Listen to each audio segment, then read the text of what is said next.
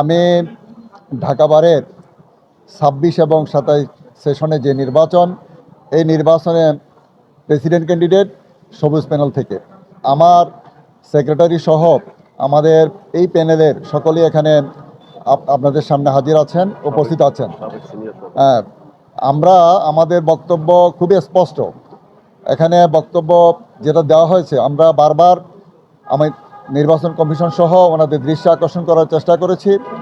আমরা যখনই ভোটের কাজ করতে যাই তখন সাধারণ লয়ারদের মধ্যে একটা আতঙ্ক কাজ করতেছে। সে আতঙ্ক হচ্ছে আমরা ভোট দিতে পারবো কিনা। আমরা বারবার এই বিষয়টা নিশ্চিত করার চেষ্টা করতেছি যে আমরা সকলে মিলে বারের আমাদের যে ঐতিহ্য আছে দীর্ঘদিনের, আমরা এটাকে সমুন্নত রাখতে চাই এবং শান্তিপূর্ণ পরিবেশে আমরা এই ভোট আগামী 29 এবং 30 তারিখে নারী পুরুষ সকল ভোটার আমাদের লয়াররা যাতে ভোট দিতে পারে সেই পরিবেশ তৈরি করার জন্য আমরা সর্বাত্মকভাবে আমরা সহযোগিতা করছি।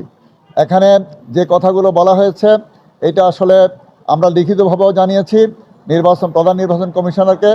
এরপরে ওনারা বলছিলেন যে এটা সুরাহা করবেন, কিন্তু আমরা দেখছি যে এটা আসলে কোনো সুরাহা হয় নাই।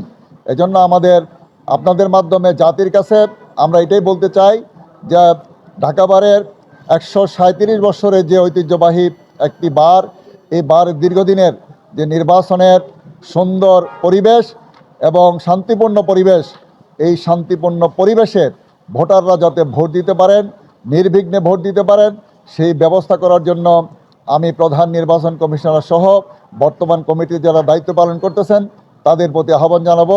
এবং এটা হলো সকল সাধারণ ভোটারদের দাবি। এই দাবির সাথে